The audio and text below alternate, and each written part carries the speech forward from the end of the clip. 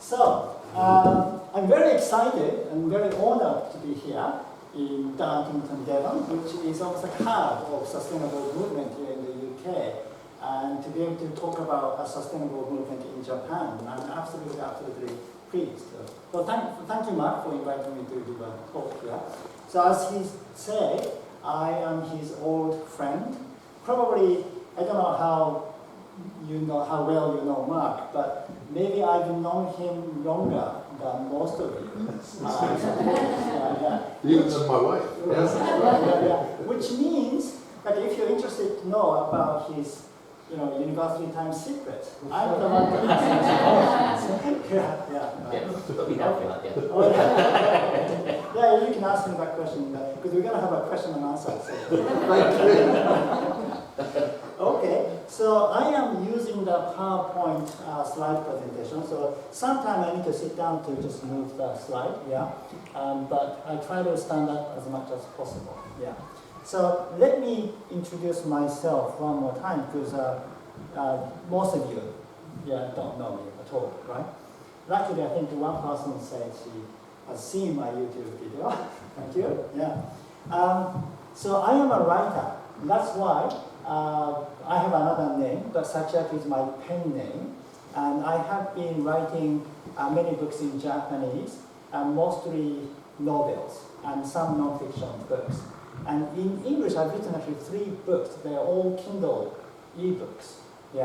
And the first one is Zen and Way of Sustainable Prosperity, which is a book about motivational success philosophy, but based on sustainability. So it's not like a regular success philosophy where you're focusing on how to become rich and how to make money and so on, but instead how to become more effective and successful of your sustainable work or your kind of a socially friendly work. Because what I find is a lot of people who are into sustainability and things tend to reject the other side completely, the capitalistic side, and then, which is good, I mean, I agree with that, but at the same time, which is making us not effective enough to spread the concept to the world. And the people who are into like money making and the business and tend to study all those methodology, which are like very advanced now. So those people are getting more successful, more effective at spreading their messages, while we are not. So I wanted to change it. That's why I wrote this book. And Ikigai Business is the short version of that concept. It is focusing on starting your own business using a principle called Sampo Yoshi, which is three-way satisfaction. It's a concept of Omi merchant, who are Japanese merchant, very successful back in 17th centuries or 18th centuries. And the Sampo Yoshi is the concept to make your business, to start a business which will make you as a seller happy, and the customers happy, and the society in general happy as well, right? And Ikigai Diet is the third book I've written. It is basically a diet to lead a healthy, long, and happy life. Which I will talk about more in depth at the end of my talk, because I am giving a workshop on this topic on Sunday. So Ikigai Diet is something I am focusing on at the moment, and I am the founder of this diet, and I am dedicated to spread this concept to many countries, because I think it has a lot to offer for the dietary culture of the West. As Mark told me, I was in England back in 1980s when I was young. I was here between 1983 to 1988. First, I went to Emerson College in Sussex to study anthroposophy, the Steiner's philosophy. And then I went to a place called British School of Shiatsu to study shiatsu and macrobiotic diet. And then I went into counseling and psychotherapy. I went to 2 schools in London. One is Centre for Counseling and Psychotherapy Education, where I studied a basic thing about psychotherapies and counseling.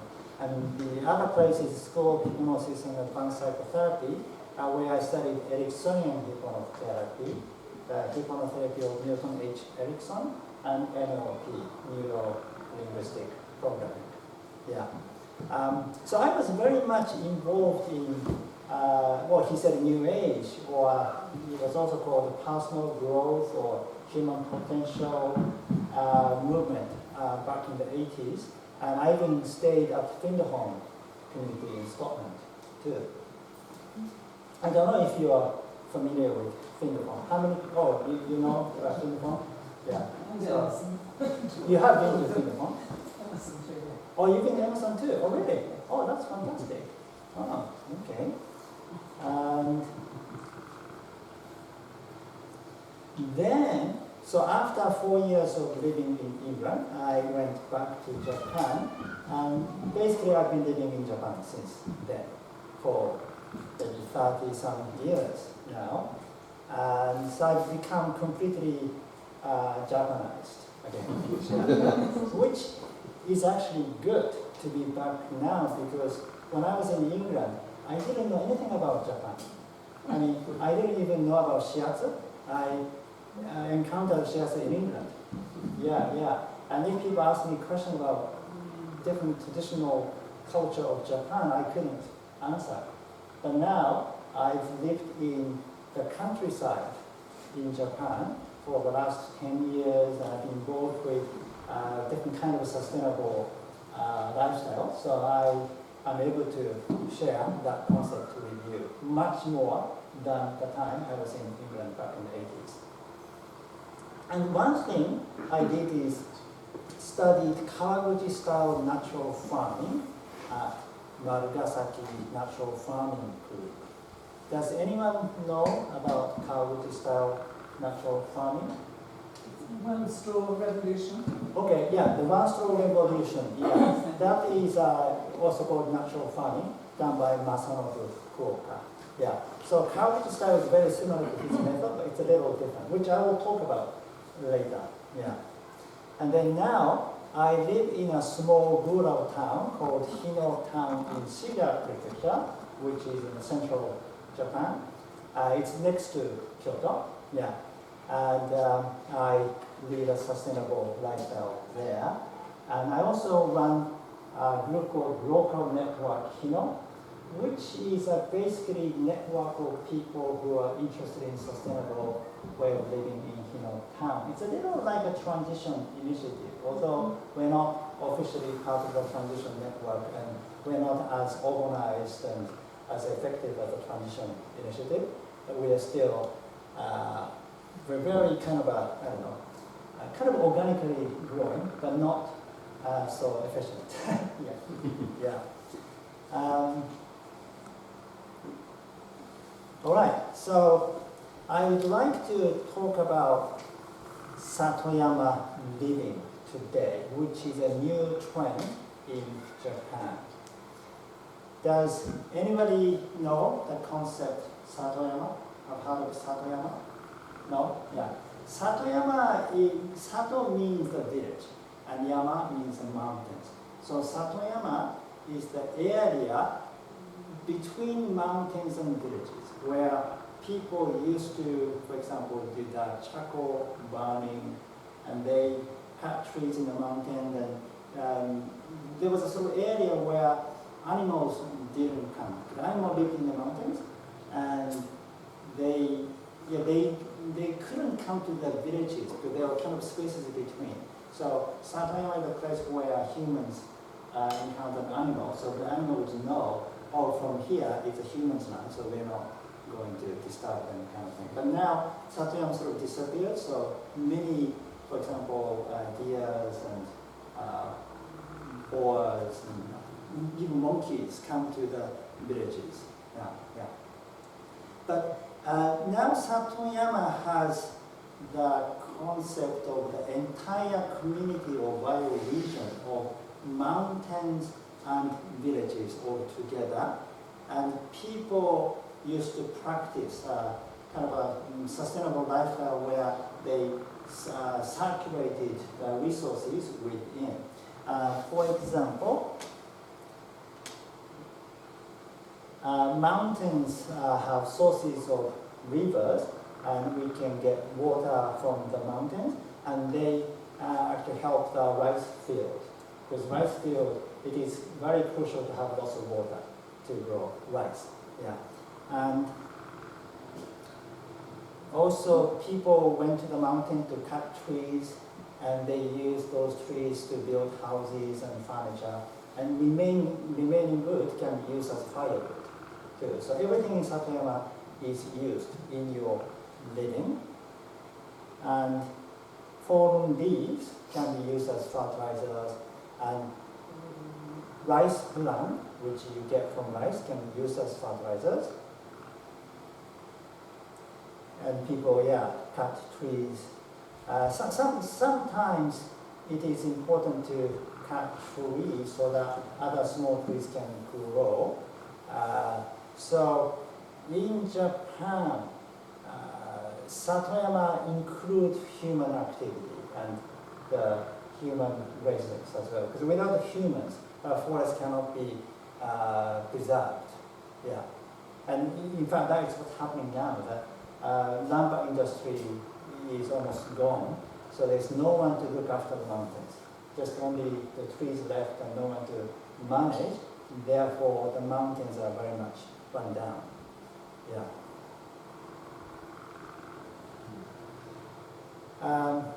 The reason why people stopped Satoyama lifestyle is because they moved to the cities from 1960s.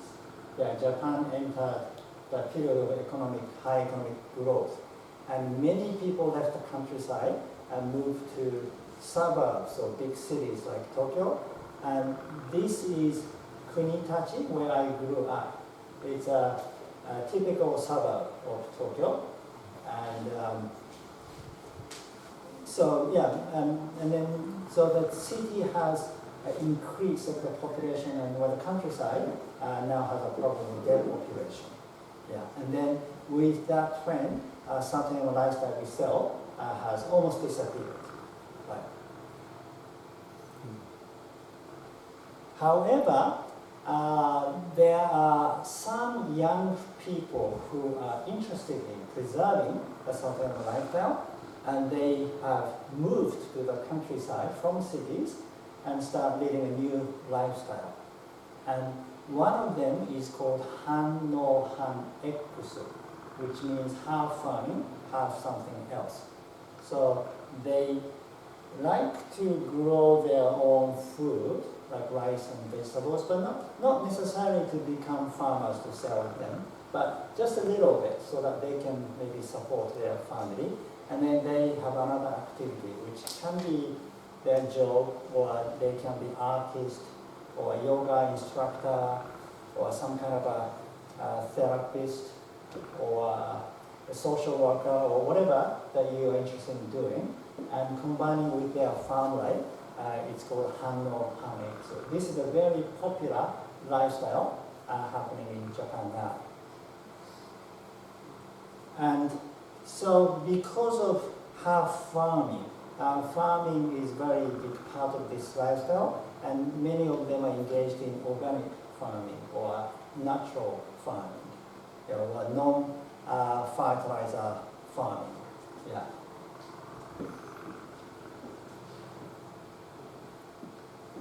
So I'm going to now talk about natural farming.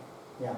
So some of you are familiar with Masanobu Fukuoka, who is the author of the One-Stroke Revolution, and his method is called Shizen Noho in Japanese, which means natural farming method.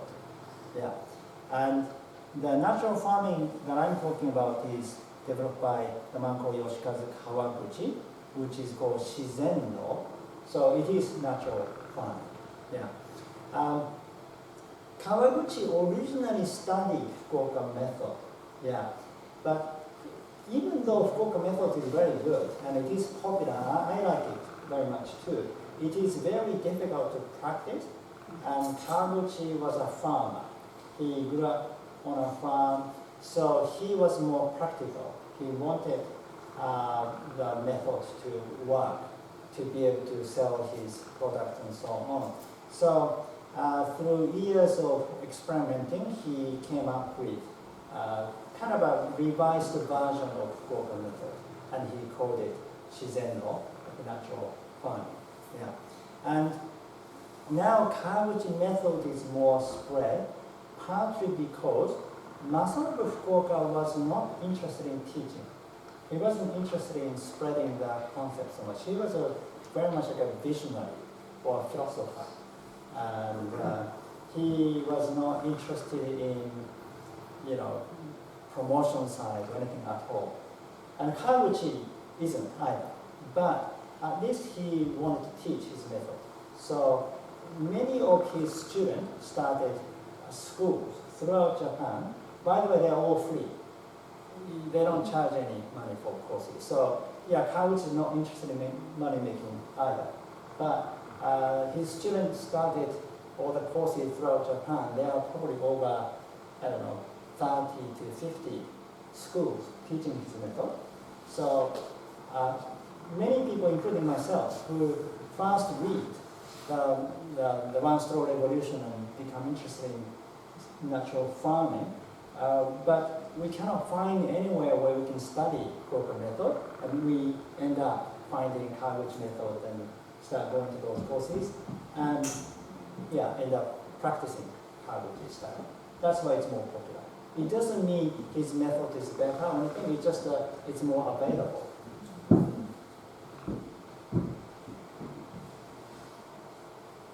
Yeah, so that's Masanobu Fukuoka's books. But definitely Masanobu Fukuoka is more well-known for because he has some books published in English, and Kawaguchi doesn't have any books published in English, and his information is hardly available abroad. So it's very difficult to know about him. There is a video recently released called The Final Straw. I think you can find it on YouTube too. Yeah, and if you watch it, then you can get the basic idea of what Kawaguchi style natural farming is all about. Okay, so I'm going to tell a little bit about it, and not so much the difference between Fukuoka method and Kawaguchi method, but the difference between organic farming and natural farming.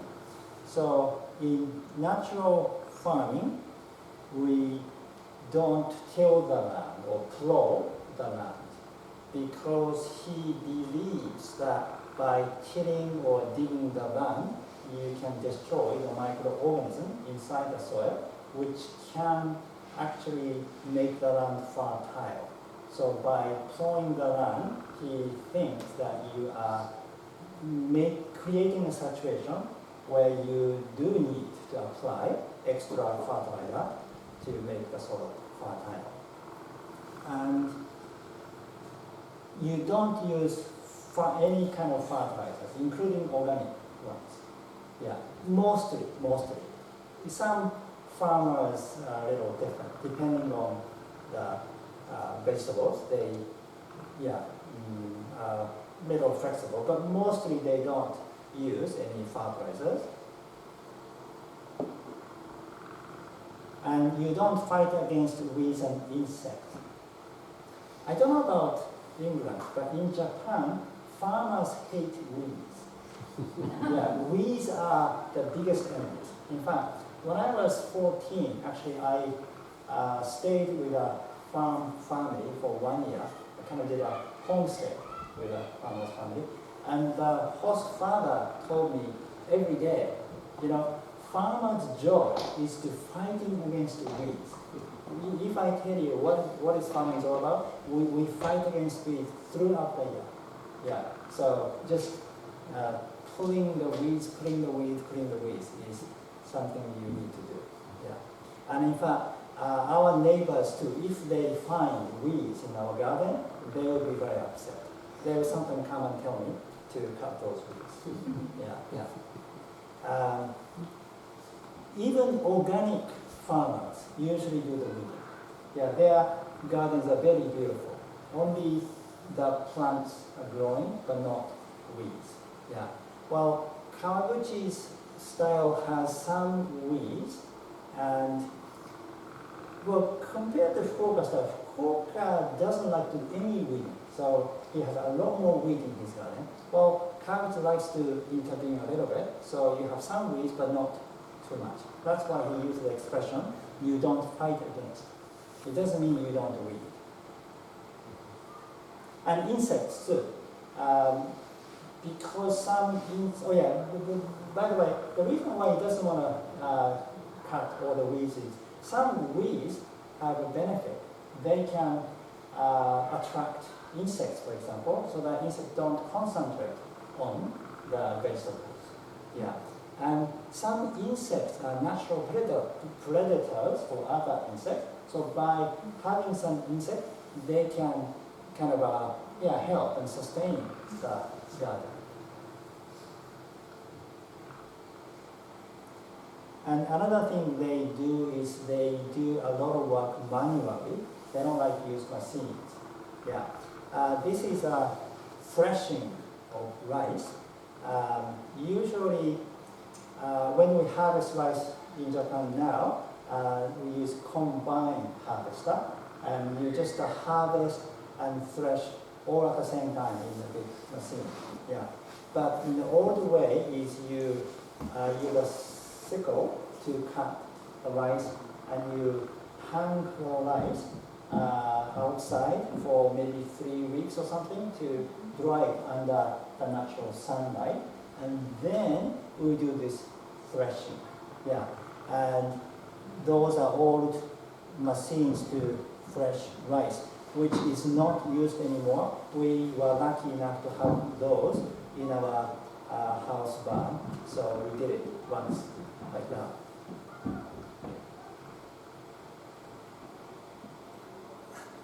Okay, so that was about the Hino, Han X, half farming, half something else. And another thing is, many of the people who live in Satoyama like to live in Kominka, which means traditional Japanese houses, the old houses. Yeah, some of them are about 100 years old.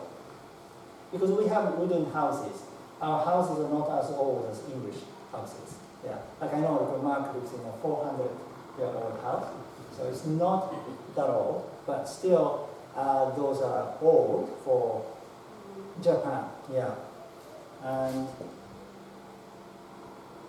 has this kamado, like a stove, and also in those Kominka, they have a lot of traditional Japanese things inside, including kimono clothes. So a lot of the people who practice Hano, Han-Exu like to reuse the old material. So wearing kimono is very popular.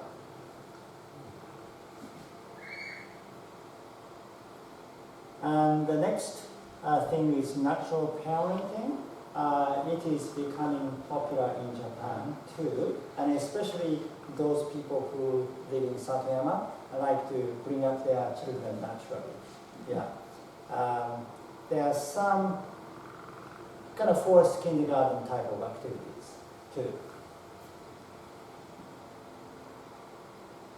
Yeah, this is the forest playground.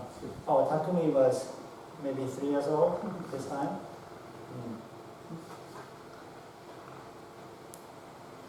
I mean, some kids play in the rice field.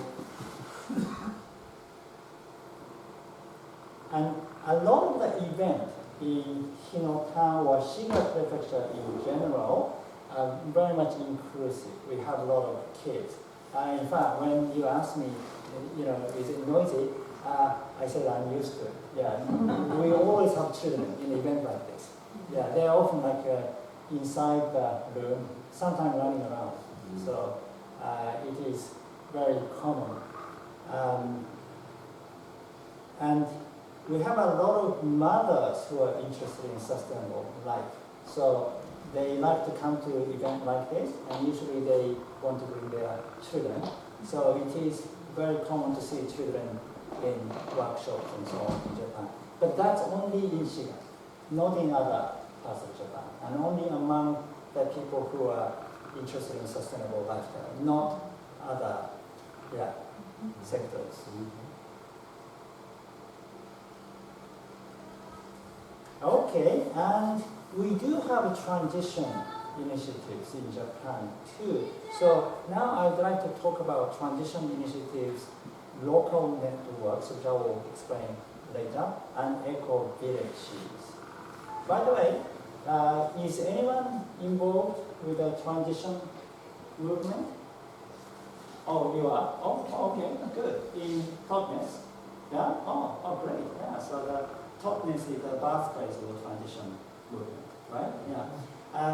In Japan, we have maybe 17 or 18 transition initiatives taking place now. This is a transition Fujino. That's where everything started. So Fujino, in that sense, is like Totnes. It started in Japan. But also, this is transition town Kogane. It's a city in Tokyo. So some transition initiatives are taking place in urban areas too.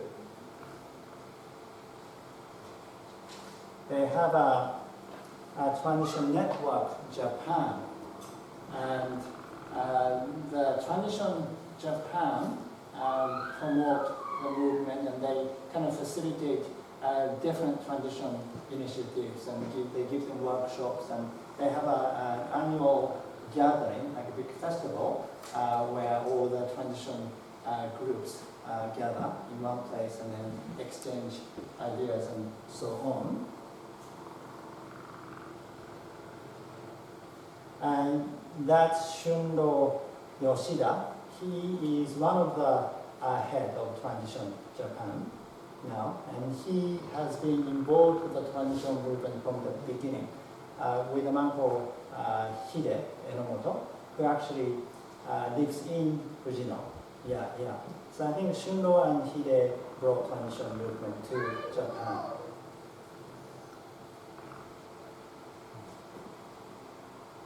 This is Fujino Electricity, which is one of the working groups in Transition Fujino.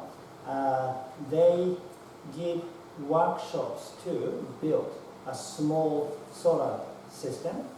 Yeah, and so I invited them to give a workshop at my house once, and we took a group photo. Yeah, this is not the house I live in now, but we lived here about 5 years ago, and we just lived in the mountains, so it was surrounded by mountains.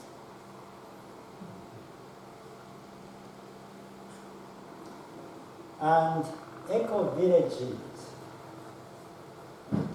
Has anyone lived in eco villages? No? But you're all familiar with eco villages, right? Yeah, right. So in Japan, there are some eco villages too, but not as many as there are in the West. And this is one of Gaia Education's workshops. Do you know about Gaia Education?